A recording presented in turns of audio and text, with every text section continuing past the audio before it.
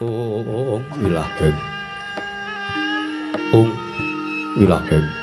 Awigna mastu purnama sidhem. Aum awigna mastu purnama sidhem silat mriyang jagat karana. Sirang tondo kawisisaning bisana. Sena sinamung nang lepas semaksana stantun lambang Buddha. Jinandur putra katela tetula-tulat mare labeting paradya. Winisida ngupama parameng niskara karanadya tumiying jaman purwa. Gangga trigangga durga mendhak kala sirna. Pinar ditameng lalu tumangkiyata kapusananing gewita tawerengging perlambang matumpa-tumpa. Marma panggung sang marwahing kata segebyar dumadining wayang purwa. Pawakaning kandha inarik runtuting basa dongeng punang surasa yen linaras saya kalaos. Mula cari rohang rasa wani wuruhing diri rasa rumangsang rumangsani. Pindhane kaya jalma kang kilokaca. Jarweh wis rinakop caing carita ala becik wis kagelar ing madaning pakliran yaiku jatrambersane pagelaran inggih purwa. Surya Candra Darum Yewang Kartika wis nurba trateng kawarsa.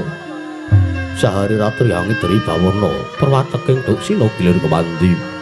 Temat dadi wetanganing dina sasi warsi windu kang sarta abad. Tetung lantang kartu mangkar toya siram embun toya jawah pating rembyah dada padange kutu-kutu walang katoga burun wono yang burun dada dombranan tanpa wicalan.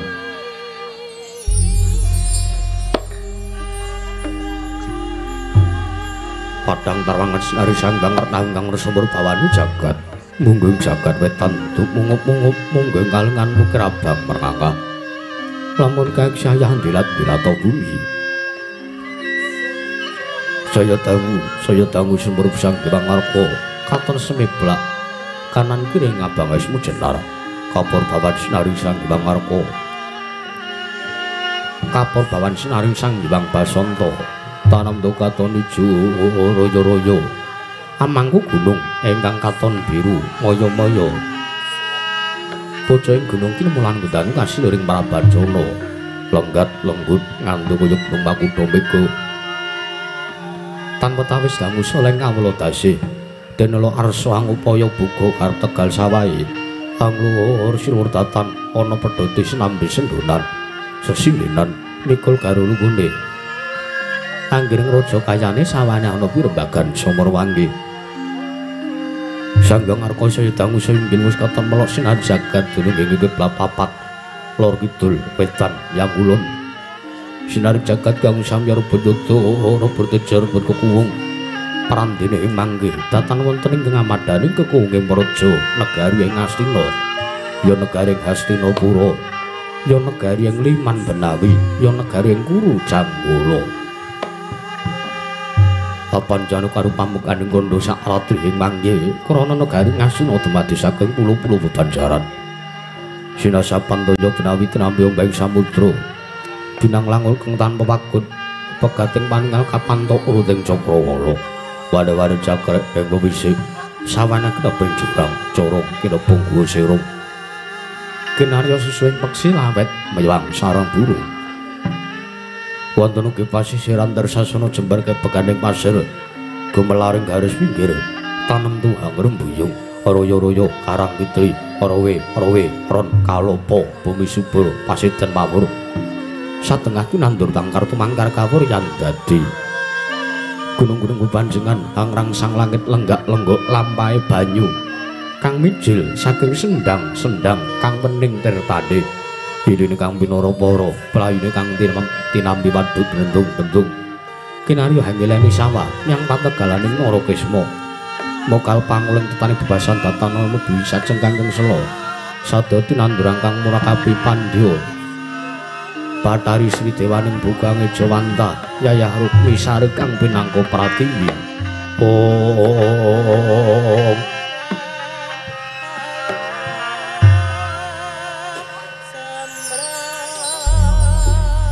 pategalan arinengga palawija kang angrembuyung godhongane ambyek wae ngantuk kaya manglung wit-witane polo kependem, polo kesimpar, polo gumantung. Sadetan Jawa Cinawi tukulan kang pawek sarasaning diri. Ingon-ingon raja kaya ite iwen sanseyang rembaka. Lamun siang samya aglar ing manggonan. Lamun wanci surup surya samya bali mring kandange sowang-sowang. Datan ana carane kandhang nganggo kenanjing palang lapet tebe saking tindak Durjana Cuti. Samyawa sak iyek saeka kabdi akarya luhuring nusa bangsa tuwin negari Liman Benawi. Wana gungimbangi gunung anggung arineksa mrih lestari urun tumurun trah tumerah sadaya dadi huruk-hurukan ing lingkungan. Langkung-langkung lamun dadi naliti sampun samya samet mring sesanggeman sepentebe saking tindak sansaya sinansaya wada winada anane mumat sinamatan daya dinayan. Sawiji-wiji wis mapan sejatining jejiban kang pinuji temahan mawujud manunggaling cipta rasa karasa kang sak temah ambabar karya. Kenging binasake negari Ngastina nalika semana lagi manjing mring jaman Kencana panjang kunjung pasir pawukir Pulo Cinawi Gemah Aripa Kartotata Turta Raharja. Dasar negara kang ngudha bole padang jagate dur kukusé turta kuncarane. Turta kasusureng manca prajala sinenta wau. Ingkang kepareng asta pusaraning adil bangsa negari ing Ngastina. Menangiro den Capma Dosa namane Sang Rata Dosa 10 nama wis mestani jejuluk Sang Rata Prabu Duryudana. Ya Sang Prabu Jaka Pitana ya Jaya Pitana ya Kurawendra ya Sang Kurupati ya Sang Tri Pamangsa ya Gendari Suta ya Dastarastra Siwi ya Sang Prabu Gandharya. Nalindra menang ngratoni keprabon negari Gajahaya kepareng unggah siniwaka ing madaring dampar Kencana. Datan mantra-mantra sipating Bathara yayah dewaning kasugihan Sang Hyang Bathara Kuwira Hangit Jawantah.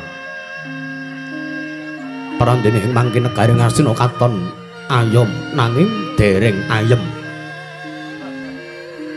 Negari Ngastina katon tentrem nanging dereng jenjem. Karana wewatekaning Nalindra muhung ngegungaken marang watekan Adigang Adigung yang Adiguna. Datan tau tate nyambangi sanja para kawula dasih. Datan tau tate mangertosi kawontenaning para kawula ing negari Ngastina. Muhung amung kapitadosna dhateng ngarsanipun Kang Paman kang minangka Warangkanata Nindya mantri pangreksa muka kang pidalem ing Plasa Jenar.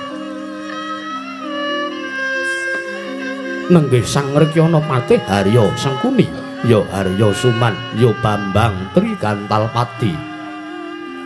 Lah punika to kang minangka Wrangkanata negari ing Ngastina. Sadaya perkawis keprajan den pisungsungaken saha den pasrahaken wonten ngersanipun Sang Sengkuni. Sang Prabu Jaka Pitana datan tau tate mangertosi mring kawontenanipun para kawula dasih. Mbuh kawontenanipun pating blasah, mbuh kawula ayem, mbuh kawula ora tentrem, mbuh kawula kepenak apa ora uripe, amung den pitadosaken dhateng resanipun Kang Paman ing kepatihan nenggih Sang Sengkuni. Pramila ing mangke sadaya aturipun Kang Paman ing kepatihan den pitados dening Nata Ngastina. Pramila Nalindra Ngastina pikantuk gelar saking manca negari Nalindra kang ora caket karo kawulane jernyatane arang terjun ning masyarakat.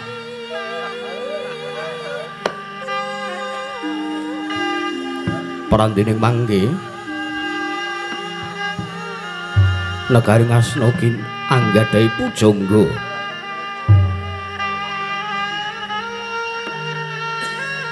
nenggih pandhita saka lima Sang Tapa Begawan Durna ya Dayewang Druna ya Sang Resiku Mbayana ya Baratwaja Putra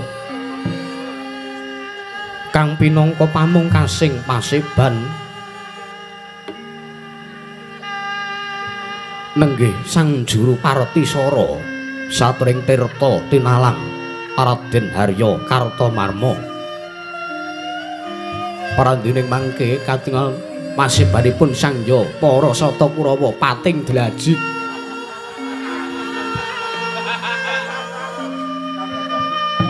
nenggih sang Raden Harya Citraksi arsa den emotaken kok mboten prayogi awit menika RT pramila namung kendelan kewala sang patarsa paring dawuh medharing sabda pangandika nyumurupi sangya para kawula dasih tegambar mlabar yayah samudra tanpa tepi arsa medharing sabda pangandika kemah kawedharing lisan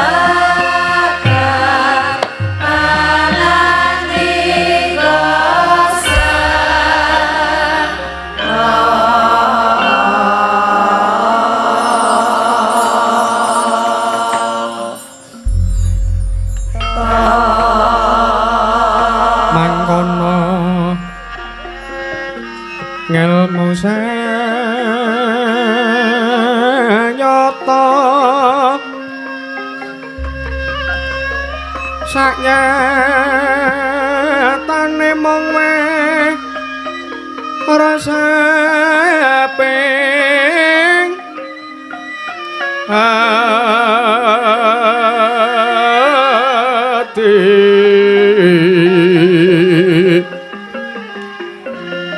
bunga engaran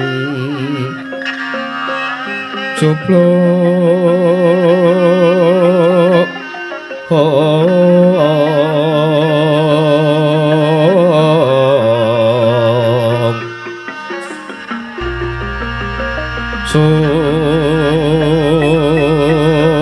sugeng tias kalamonten ino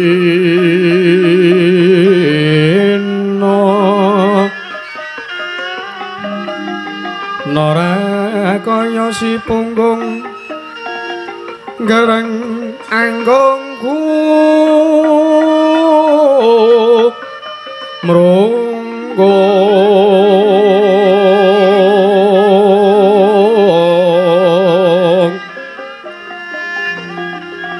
ugungan sadina dina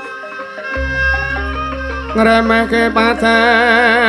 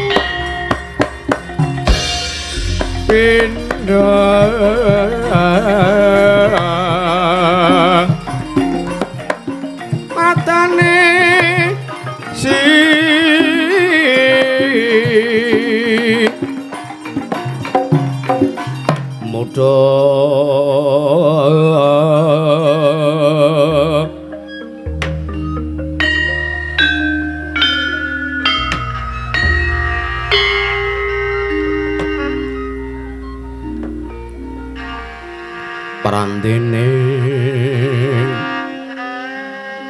paksaku make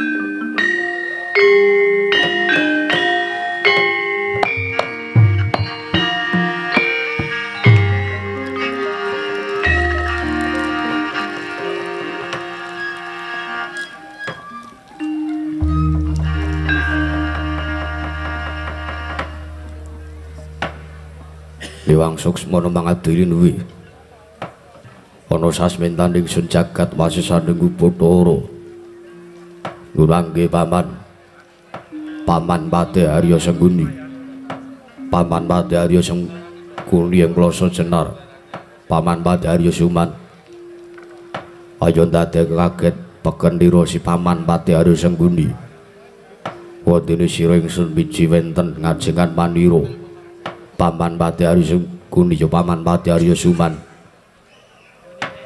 Kawula ana ninggih nggih Dewaji sesembahan kula.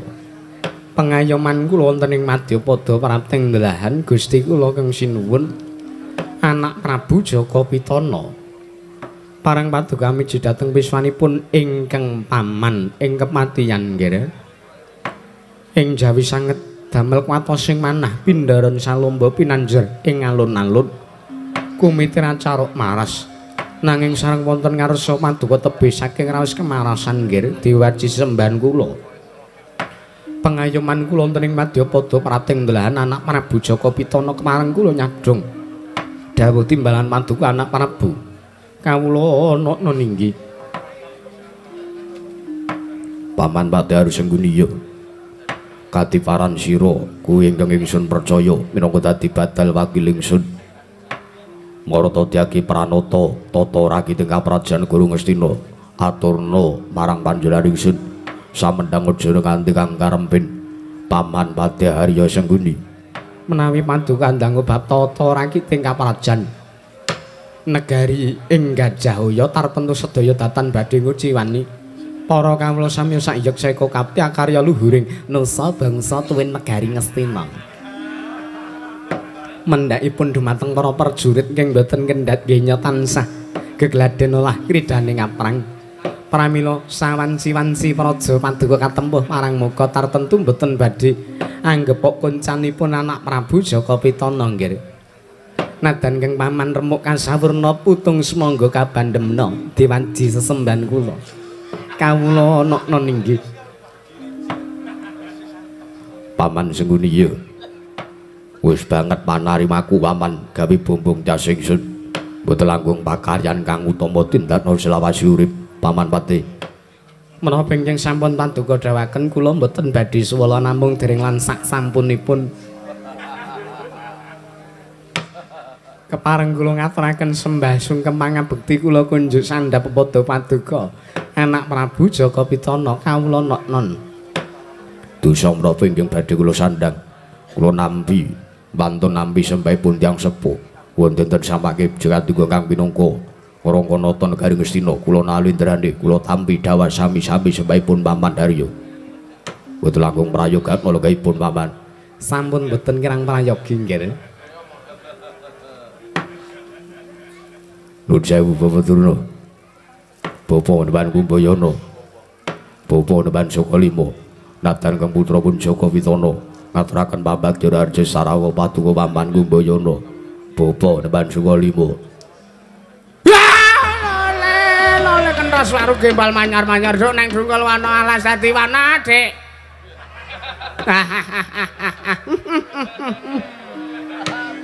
Nyuwun pangapunten nggih anak Prabu. Lole kentas waru gembal manyar-manyar. Kepareng kula nampi pambagya rajanipun anak Prabu Jaka Pitana. Sowan tersanipun anak Prabu Duryudana. Sowan kula tebih saking Rubita caket mring Sambikala nggih. Kepareng kula ngaturaken salam taklimipun ingkang Bapa ing Sokalima mugya konjuk wonten ngarsa paduka anak Prabu Jaka Pitana, anak Prabu Duryudana. Bapak Durna damel kaget. Sampeyan iki mbok yojo. Gawe kaget kulino sampeyan kuwi ta. Kajengipun Dik Pati. Ben ketok nek Durna sowan niku ben ketok. Oh, ngaten nggih. Dadi mbangane nek kula mengkele ngoten ping cilik mengke malah dipaido. Oh nggih. Prayogatna lenggahipun Paman Durna. Nggih, sampun mboten kirang prayogi nggih, kula naknan. Apa dene kadangipun Kakang Sira Dimas Kartomarma. Kartomarma padha kanthi raharja sapratamu. Mbah ana niki. Parang patukan jeung Koko Prabu Ngastina.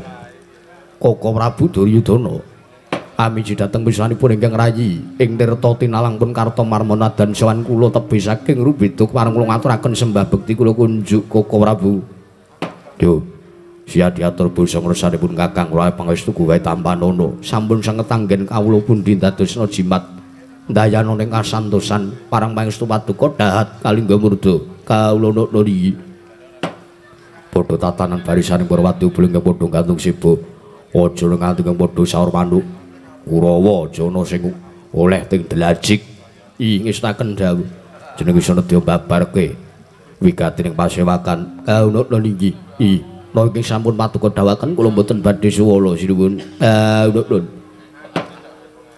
Paman Haryo kula wonten dawuh nggih meski mawon damel kaget setaning tias jika paman sing pundi teko ingkang putra Ngastina ngawontenaken pasewakan beneh karadat ingkang sampun kelampah estuning arembak namung badhe nyuwun pirsa ngersanipun paduka Paman Haryo sasampunipun para Pandhawa kawon kenya kesukan dadu mengsah para Sadakurawa kula nedya nyuwun pirsa Paman kula nedya nyuwun pirsa kawontenanipun para Pandhawa kenya dados buangan dados bucalan wonten wana kamyuka kadiparan pawartanipun Paman Madari Sengkuni oh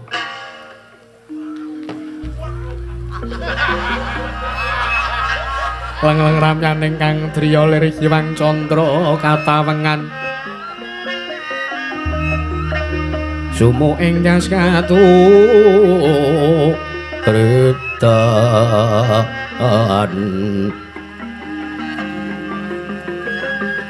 lemut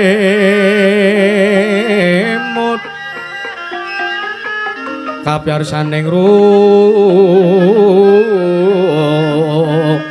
rujet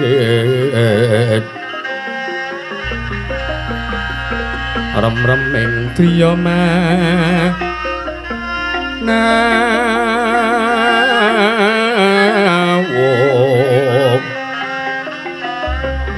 kakuwung ing Hyang Wisesa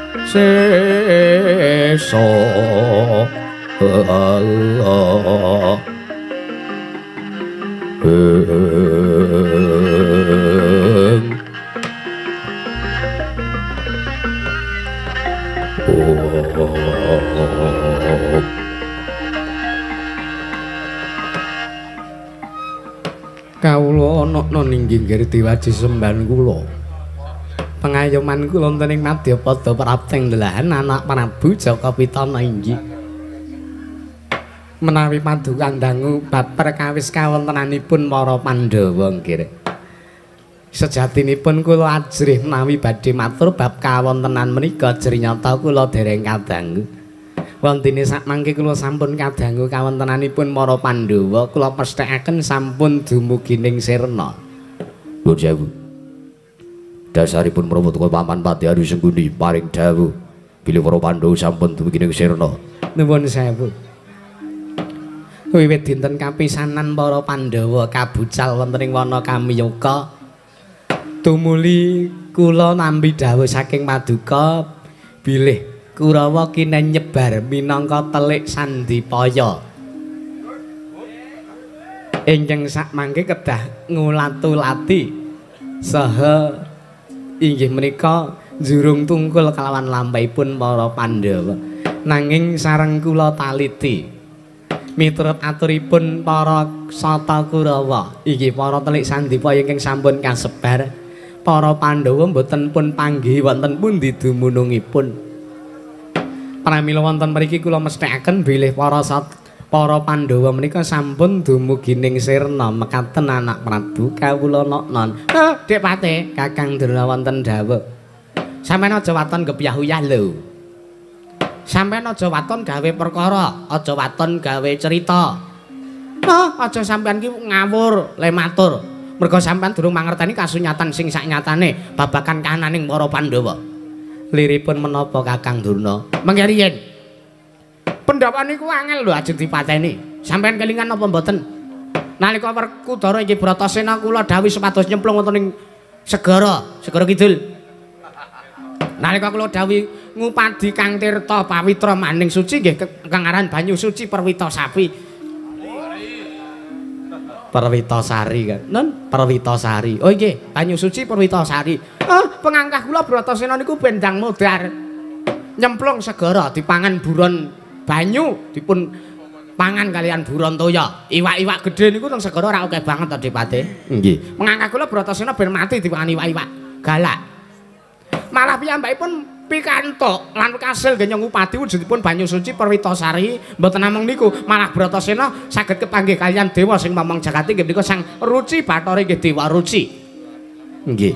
Niku kula pesthekaken bilih Pandhawa menika angel menawi badhe pun perjahi. Nggih Kakang Durna. Ning nuwun sewu niku rak kahanane nalika mapan teng segara. Nggih. Lajeng menawi Bratasena mapan teng wana Kamyaka menika rak kawontenanipun benten. Bentenipun teng wana niku beda kanane kali segara.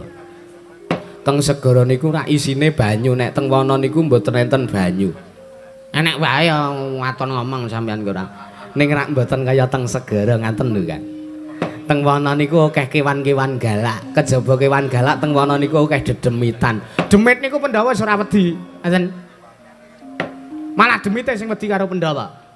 Sampeyan kelingan mboten nalika babat wana Marta? Nggih. Kula kemutan. Bratasena nggih kula dawuhi supados dipun dawuhi supados babat alas Marta nggih wana Marta nggih mertani. Inggih. Wana Marta menika wana sing gawat keliwat pingit kepati satu mati jalma mara mesti dadi kewanda. Mangkat selamat mulih almarhum. Wonten wana Marta menika. Oh, wandene kok malah Bratasena kasil babat. Demit-demit sisan do dibabati ndase. Nggih. Aja ngelingke perkara sing wis-wis. Mboten. Kula wis wegah babat-babatan niku wis wegah. Narep kecindrung ben kecindrung dhewe ra. Sampeyan iki kok ya ora. Bratasena menika mboten mati mungsuh para dedemitan para jam setan priparayangan ora mboten. Nanging Bratasena malah kasil entuk triman negara wana Marta inggih sak menika kababar negari Ngamarta inggih negari Ngendraprastha. Nggih. Pandhawa niku dadi buangan ora ming nembe niki. Pandhawa dadi buangan niku ora ming merga nembe niki kalah kesukan Dadu niku mboten.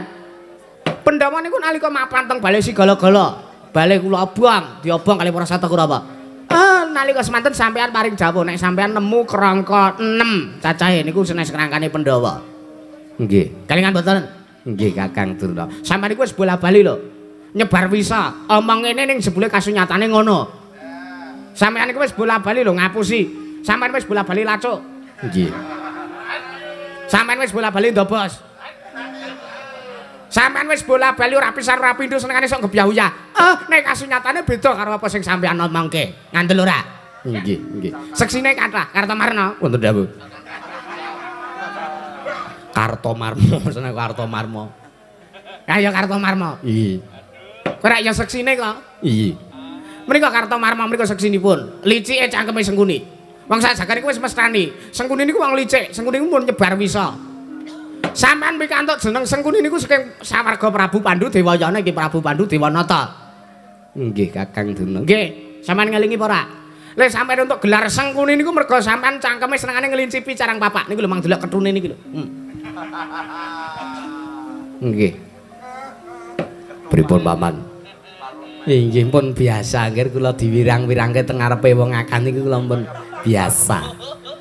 Kula pun mboten ngrasake lara ati, kula pun mboten ngrasake isin. Wis ora malu wong karang wis ora duwe rasa malu kaya. Pandhawa niku ora gampang dipateni lho, Dik. Nggih. Coba diitung ping pira wae Kurawa gawe karti sampe kok. Ping pira wae kula gawe karti sampe kok. Arep mateni para Pandhawa. Nggih. Dateng Jakarta? Pandhawa jeng dipateni mboten isa. Nggih. Mula sampeyan aja waton kebyahuyah gawe cerita ngarang cerita nek urung ngerti kasunyatan sing tenan. Lajeng menawa Paman Durna pirsa babagan kawontenanipun para Pandhu sak mangke mapan wonten ing wana Kamyaka. Lah, malah menawi sak mangke paduka anak Prabu Jaka Pitana nyun atur kaliyan ingkang Paman Sukalima menika malah sisandene. Kula mboten ngertos. Padha wae ora sampean iki. Tak kira nek kaya daki-daki omongan iki terus sampean ngerti kanane Pandhawa ngono. Blas. Ning nuwun sewu ngger kula aturi metang lan kula aturi gelar, saha kula aturi gulung. Saking aturipun Adik Patih Harya Sengkuni kanan aturipun Kang Paman Sukalima menika langkung dipun antepi ingkang pundi? Ya wis Tengkara Jagat Manik Raja Dewahu. Bapak Durna. Wonten dawuh. Sareng kula manah-manah, sareng kula petang-petang lan kula teliti kula midhanget pangandikanipun sekandika kekalih. Kula kok langkung pitados pangandikanipun Bapa Durna. Modar ora kowe. Ayo. Muni. Iya. Lagi keterima uripe kaya gleleng-glelengan dhewe. Lagi entuk jatah kok sakpres kaya kementrus dhewe sampean. Ngono ya ora didum-dumke kancane. Oh sampean sing ora nemeti kok ya. Sampean sing ora kedumane kok ora. Wis ta, aja gawe cerita meneh. Sesuk Dipate wonten dawuh. Sesuk meneh nek urung ngerti kasunyatan sing sak nyatane aja sok kemeruh. Nggih. Nyuwun pangapunten Kakang Durna. Nggih, sampe rak kemutan ta? Nggih. Nalika para sata Kurawa badhe tumuju wonten negari Wirata. Jebul negari Wirata menika tebih sangat. Sampeyan matur, Kakang Durna, niki mengke saking Ngastina teng Wirata niku ming 3 jam. Apa? Ana wis cetak saka kene nyang Amarta ki wis 2 jam. Masa iya saka Ngamarta nyang Wirata kok ming sejam. Mbak ya logikane iki dinggo. Nggih Kakang Durna nyuwun ngapunten Kakang wah jales. Pun mangga sampeyan arep mirang-mirangke kula nganti bebasan tek amek kurang golek mboten napa-napa. Lho sampeyan sok mirang-mirangke kancane kok ora? Nggih. Ngapunten. Kula westani nggih aman-aman mawon. Aman-aman apa? Kula ora bingung ta. Nggih Kakang Durna nggih nyuwun pangapunten nggih Kakang Durna. Lajeng kula nyuwun dawuhipun Paman Durna. Awit saking kula sampun ngantepi pangandikanipun Bapa Durna. Kados pundi Jar? Kula suwun kados pundi anggenipun badhe nyecenges sartanipun badhe damel sengsara kawatanipun para Pandhawa. Mriko sampun pasrahaken urusanipun ke Paman Sukali mau ngaten. Nggih. Syukur kowe ra dinehi gawean apa-apa kowe. Wis areng wene wong percaya karo kowe kowe. Iya. Ora kena. Endi iki? Iya, ora sampean kowe. Kados pundi gar kula nenggadhahipun anak Prabu saka Pitana. Kula namung nderek kemawon kados pundi damel sengsaranipun para Pandhawa. Sakmenika ngaten kemawon. Kados pundi? Dipate wonten dawuh. Kurawa mang dawuhi nyebar. Rawurung ming dawuh kula ta. Sampeyan iki kok ora. Kurawa didhawuhi nyebar. Lah piye-piye Kurawa niku manute karo sampeyan. Nggih. Arep saiki Kurawa wis arang percaya karo sampeyan. Ya, nah. Nggih. Kula pun tetel kapercan kaliyan Paman Sengkuni. Wong kula pun kirimi nika. Jan kapok kula kewirangan Bapa Durna. Ah iya, Kak. Aja dipercaya. Kurawa kadhawaken sing 50 nyebar teng kono Kamyaka sing iring kulon. Nggih. Terus sing 50 nyebar teng kono Kamyaka iring wetan. Pandhawa dipun upadi. Pandhawa dipun upadi wonten pundi dunungipun? Nggih. Kejawi saking menika. Samangke Kurawa anggenipun bidal.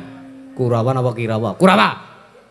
Bidal tumuju ing wana Kamyaka ngasta wujudipun nuwun sewu Ngger. Boga sak akeh-akehe. Boga sak kata-kataipun. Nggih, sega sak lawuhe, ingkung lan sak panunggalanipun niku pun asta tumuju wonten wana Kamyaka. Badhe pun menapakaken Kakang Durna. Menawi Pandhawa sampun kepanggih, Pandhawa dipun rangket. Nggih. Pandhawa pun rangket pun lumpahaken dados tunggal wonten telenging wana Kamyaka.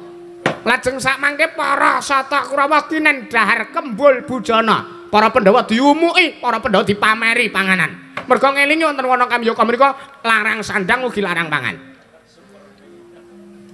Ngaten Kakang Durna. Heeh. Dadi Pandhawa dilumpukke dadi siji merga dirangket. Nggih. Terus Kurawa dahar kembul bujana. Pengangkahe ngiming-imingi Pandhawa, Pandhawa diumuk-umuki, Pandhawa dipameri. Nggih. Kejawi saking mriku anggenipun para sata Kurawa bidal kedangginaken sandangan sing mampyar, kedangginaken mas-masan ngiwanengen. Nek iso wong siji ki 30 gram. Nek wong siji 30 gram, wong loro sekilo. Mase menika. Nggih. Kula kinten kesugihan negari Ngastina turah nawi badhe damel sengsaranipun para Pandhawa wonten ingkang sakmangke mapan wonten wana Kamyaka. Monggo menika pun penggalih Nger. Sikra-sikra yen permana ganca. Sikra ngraken nawang sesangka nawang sangka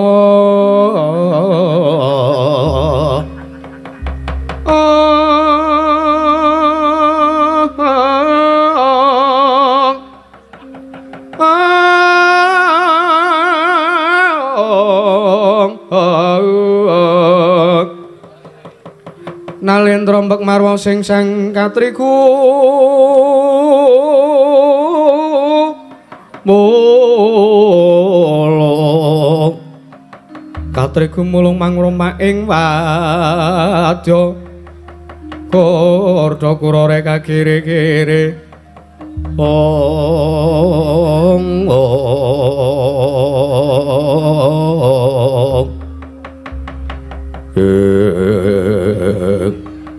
Tidro matane pasewakan negari Ngastina nalika semanten dadul legeg datan mobadatan musik nganti kaya pratipa golek kencana nata Ngastina Sang Prabu Jaka Pitana.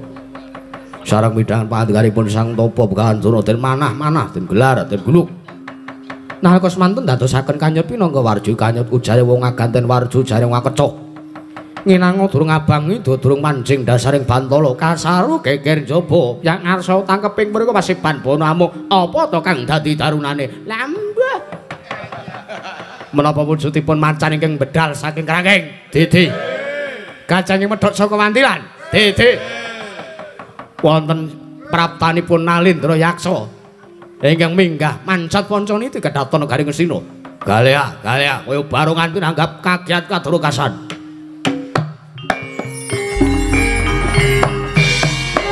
budaya ning negeri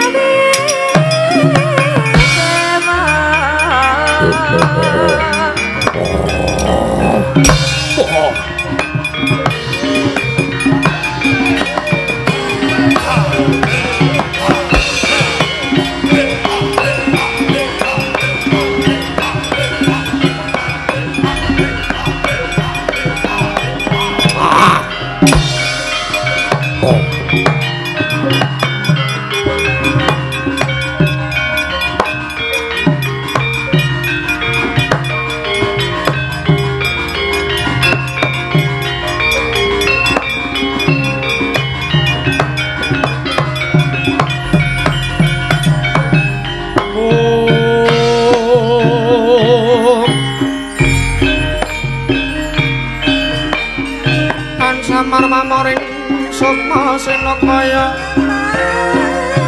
awinah yo ing asepi sing nyimpen telenge ngapu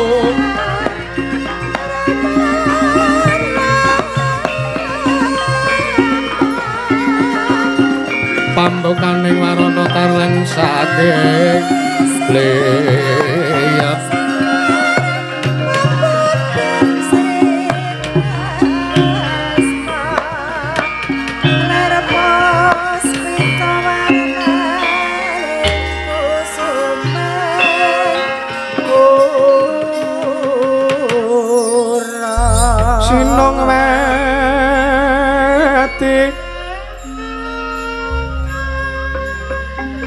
Sinong mati jagat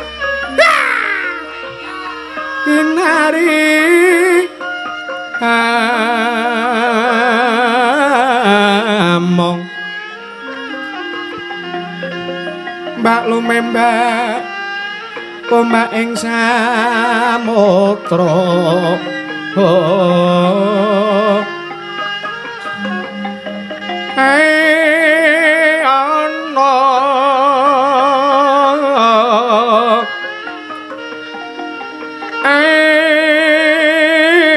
ana bale lumut amrekanggeng awita denceng-dencengan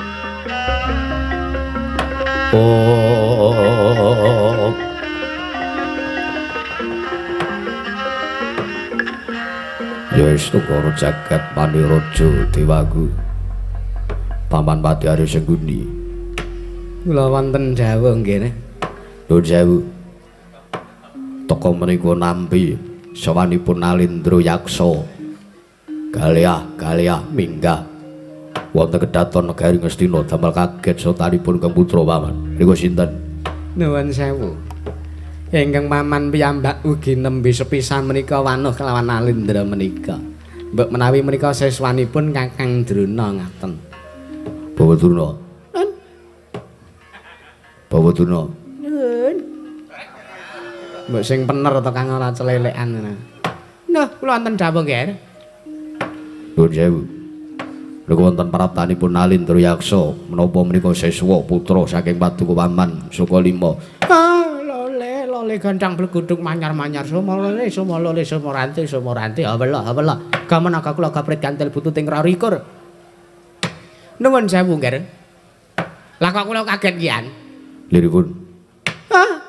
Nembe sepisan iki kula nyumurupi lan kula nembe sepisan meniki wanuh kalian Nalindra Yaksa menika. Tegesipun mriku sanes seswa putra Paduka. Mboten senes. Titi. Mereka senes seswa kula merga Durna niku ora tau kok jeneng ngopeni siswa buta kaya ngeten iki. Kejaba mangane boros. Buta niku watekane tok, Mis.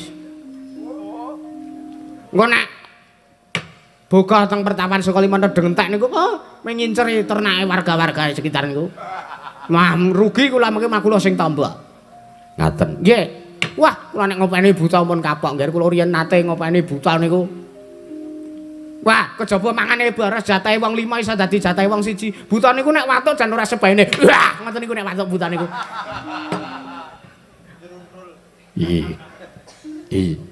Adape nggih kirang sae buta niku. Lah pripun Kakang Durna? Mlaku teng dalan. Ora kepenak gulune terus. Wow. Ngoten niku ta? Lambuange teng iwa bah. Ora ngira kena raine wong liwat ning sandinge. Kula mah kewirangan dhewe kula. Pun dangu mawon sawanipun nggih. Ora mengko to dhisik Kisana. Sira kuwi sapa? Nalindra saka ngendi? Lan aja kira ingsun tumambu yekti lagi sepisan iki ingsun manuk lawan jeneng sira. Kisana.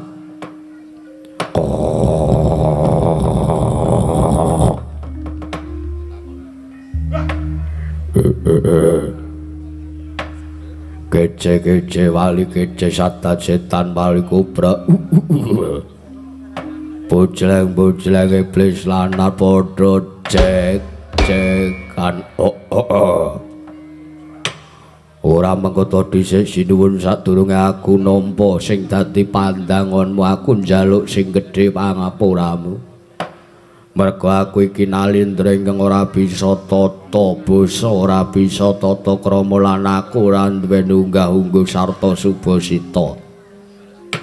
Mula sing gedhe pangapuramu yen tanggonku matur ana ngarsamu aku ora basa ya sinuwun.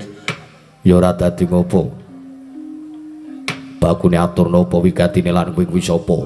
Ya nek Gustiku Ngastina kepengin mestani marang jasadku. Aku mburi saka negara Nggawa Barong, jejulukku Prabu Nagagumbang. Prabu Nagagumbang, dasar kepara nyata sinuwun. Apa wigatine kowe sowan ing negara Ngastina? Adalah. Aku mung nuhuni kabar sing wis sumebar warta, pawarta pinandunge Karna, bineta mbok bakul sinambi wara. Aku krungu pawarta yen ta Pandhawa nedheng dadi buangan ning wana Kamiyaka. Apa iya gek ngono? Ya wis Tunggara jagat Paman Arya. Kula wonten dawuh. Teka Prabu Nagagumbang mriku pirsa mangertosi dhateng kawontenipun para Pandhawa. Kakang Durna. Edan. Kok lancip panggraitane? Napa? Lancip panggraitane. Lantip. Nun, lantip. Ora lancip, mboten. Lancip ngenengi. Oke. Nek ora lancip berarti meng kri-kri ngoten lho. Sampeyan ku ora. Lantip panggraitane Ratu Buta. Sapa mau? Nagagumbang. Nagagumbang. Ya pancen kepara nyata Prabu Nagakumbang. Samengko wis pantar wektu para pendhawa dadi buangan ing wana Kamyaka. Teges ora sisip leku nanjike pawarta iki Prabu Duryudana. Ya. Sadurunge aku matur sing akeh-akeh aku ngaturke sembahku katuraya sinuwun. Tatampa pangestuning Ratu Ngasna Wetampanana. Tagegem dadake jimat. Oh, Ndara Pati Sengguni aku ngaturke sembah. Pirsa kelawan ingkang abdi kepatihan sinuwun Prabu Nagakumbang. Ngerti wae kowe iki patih kondang padake. Kondange apa? Pati Sengguni kondange apa? Kondang cangkeme elek.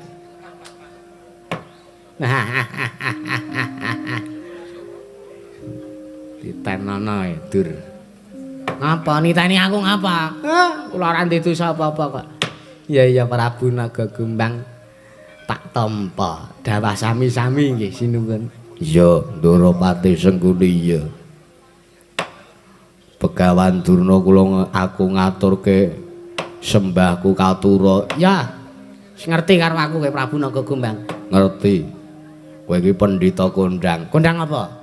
Nek Sengguni mau kondang patih sing cangkeme elek, nek kowe pendhita sing kondang cangkeme basa. Lah ra tenang.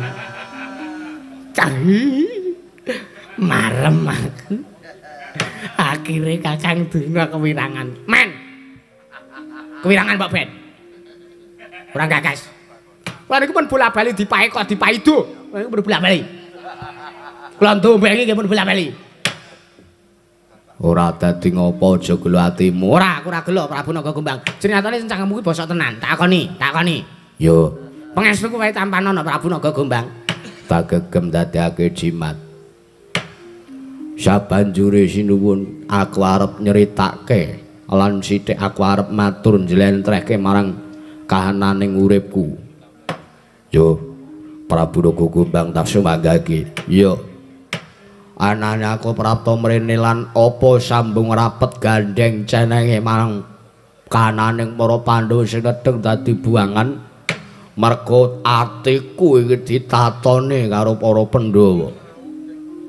Banjur apa sing dadi keluputane Pandhawa ya kuwi wong tuane Pandhawa.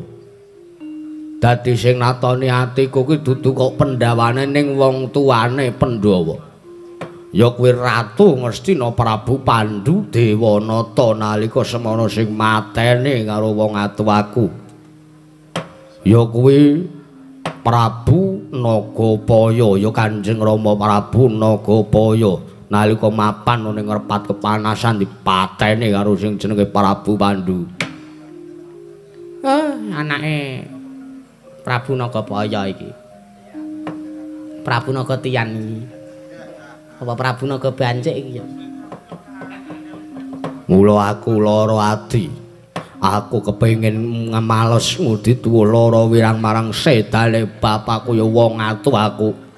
Sawarga Kanjeng Rama Prabu Nagapaya. Prabu Duryudana. Tudana ana ngendi dulwe para Pandhawa? Aku paring ana dawuh. Lan aku paring ana palila Pandhawa sirnakne Pandhawa patenane. Merga wis kaduk ati kajron rasaku sengit karo para Pandhawa. Wis bapakne wis mateni karo bapakku. Lah saiki Ayo ditoke.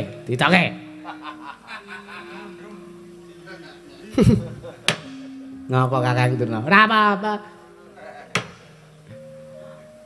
bapak mateni bapak, anak mateni anake. Kaget risang kapirang rinanggul. Rinanggul kinempet-kempet dosang ratnaning bawana.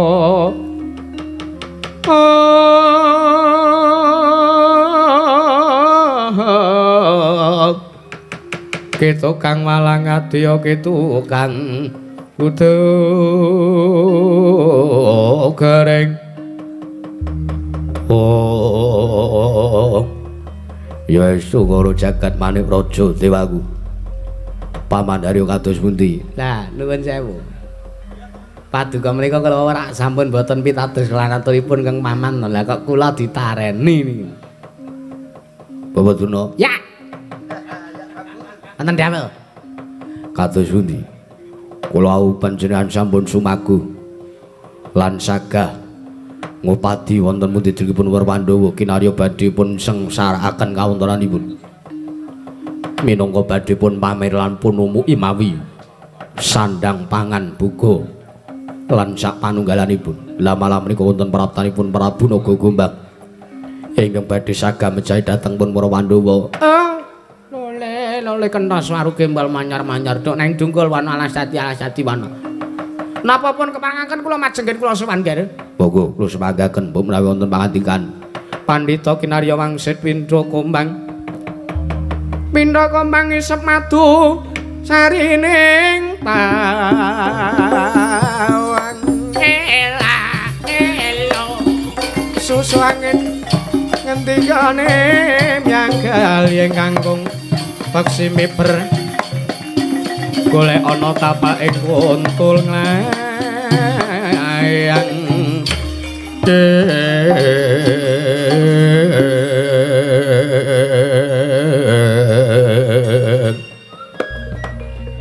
lole kentas waru gembal manyar-manyar dok nang dungkul wana alas dadi wana dik. Nuwun sewu kula gadhahi atur nggih. Gadhahi pangandikan napa? Nuwun sewu. Kula midhanget pangandikanipun Prabu Nagagombang menika kula kok malah saya remen kula midhanget pangandikanipun Prabu Nagagombang Ratu. Ngendi mau? Gua bareng. Narendra gua bareng. Menika kok kula saya seneng menika kok kula saya antep, saya mantep tekad kula. Anggen para Sata Kurawa badhe mejahi dhateng pun para Pandhawa.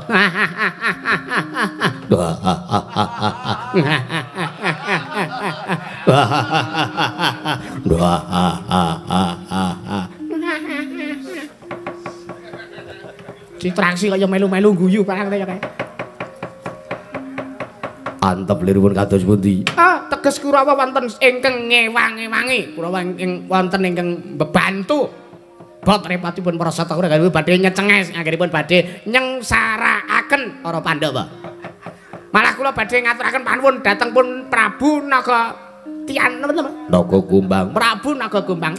Janis entuk serayan anyar. Iya, kawan Durnaya. Malah samangke daya-daya kula nyuwun dawuh, benjang napa para Sata Kurawa kabidalna ngupadi para Pandhawa. Kinayang rakyat para Pandhawa tumuli samangke para Pandhawa pun pameri sandang pangan, pun pameri bondo donya wonten ing wana Kamyaka. Paman Sekuni Pun boten sataren kalih niku. Kula men pun boten percaya kok sampeyan niku percaya mawon to. Kudu wae ya. Apa yo gak apik ngono kuwi wong patih kok nglirwake tanggung jawab. Kula niku karo sampeyan ming diwirang-wirangke terus kok ora kula niku kesel, kula niku jeleh lho, Kak. Kula karo sampeyan niku partner lho. Kaya pila bara sampeyan ki ya mbantu kula wong sampeyan ya sok tak bantu. Ora sudi. Daya-daya kula nyuwun dawuh benjang menapa nggih kabidalaken para Sata Kurawa. lakuning para Sata Kurawa sak mengko. Oh, kowe iki ratu kok ora manut karo pambeganmu dhewe. Kowe iki ratu kok ora duweni atek-atek kowe mung jagake karo nayakamu. Sadurunge aku sowan mrene aku ya wis mangerteni kondange Prabu Jaka Pitana kuwi. Ratu sing ora tau tetinjo marang kananing para kawulane. Mung dipasrahke karo pati sing jenenge Sengkuni. Dadi sing mesti ngerti dipercaya ngerteni marang kanane para kawula kuwi Pati Sengkuni. Oh ning janjane ya mung ngembuh cangkeme Sengkuni kuwi sok angel dipercaya. Balaku. Yo. Ada kewirangan kowe ya, ada kewirangan kowe. Ming kula kok sing kewirangan anak Prabu Jaka Pitana mboten. Kempun pitados kalih kula to nggih. Mboten. Lho. Modar kowe ra. Ora dipercaya karo bosmu. Begondal-begondal patih. Malah prayogane yen aku keparengake duweni igu. Igumu kok piye, Prabu Nagagombang? Wadyabala saka Ngastina ya kuwi para Sata Kurawa didadekke siji wae karo Wadyabalaku saka negara ing bareng. Lah, ngono mah prayoga. Ngono malah apik. Iya, Begawan Durna. Pripun Ger Saruja menapa mboten? Jagat pangestu ngono, Paman. Pun, baleni melih. Kaya pantes-pantese Duryudana saking kulinane iki mesti Parman, mesti ngono kuwi kaya. Paman kok Parman ora. Ya wis, yen mangkono Prabu Kumbang.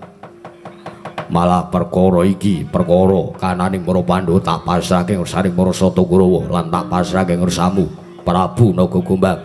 Samangke kula aturi matah Senopati Prabu Nagagombang mriku. Paman Dura iki.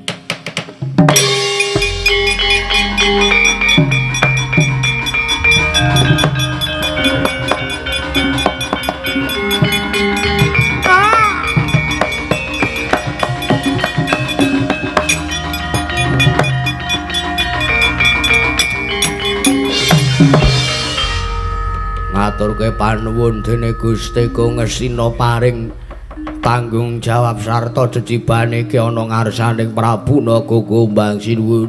Yo, Prabu Nagagombang. Aturmu kang mangkono mau wis tak antepi lan wis disekseni jagat saisine. Iya. Janji aturmu beda karo kasunyatane. Sirahmu ndasmu ya mestakame minangka ijole. Oh, daya-daya aku njaluk pamit. Sak mengko Wadyabala aku tak lumpukke dadi siji karo Kurawa. Tumuli budal ning wana kamya kok mateni karo para Pandhawa.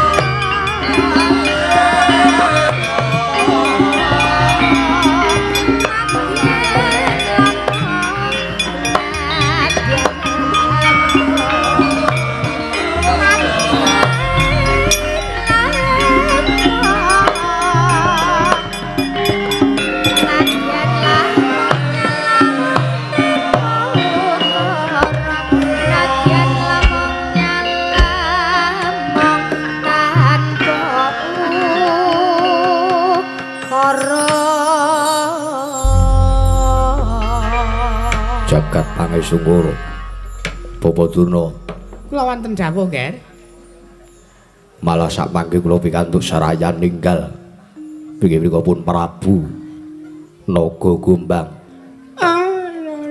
lele kenthos waru gimbal manyar-manyar duk nang tunggal wana alas dadi wana adik inggih Ger ternyata sedaya menika mbok menawi panjenengan Srana lantaran deripun para Satakrawa saged manggih kabagyan inggih menika Srana pecahipun Pra Pandhawa. Sampeyan arep nyambut gawe apa, Kang? Kula sing ndongani, kula sing ndombengi. Oh, nggih. Nggih. Pokoke hari wayang aku jokon mayang meneh lho, Dik. Mboten. Kapok kula. Nggih. Mbanjeli sing ngendhang niku napa? Ya ora apa-apa kok ya kahanan kok ya Kang. Paman Pati Arya Sengkuni. Kula wonten dawuh nggih. Daya-daya para Satakra kabibarna. Miwasang janing para kawula ing padha gantung sibuk bubarna pasewakan mriku. Ing Sunadya kundur ngendaton. Non ngestaken dawuh. Kepareng kula nyuwun pamit madal pasilan. Semanten ugi kula kepareng nyuwun pamit madal pasilan kan nglempaken para Satakra ing alun-alun negari Ngastina. Samangke iki narya bidal. Damel sengsaranipun para Pandhawa.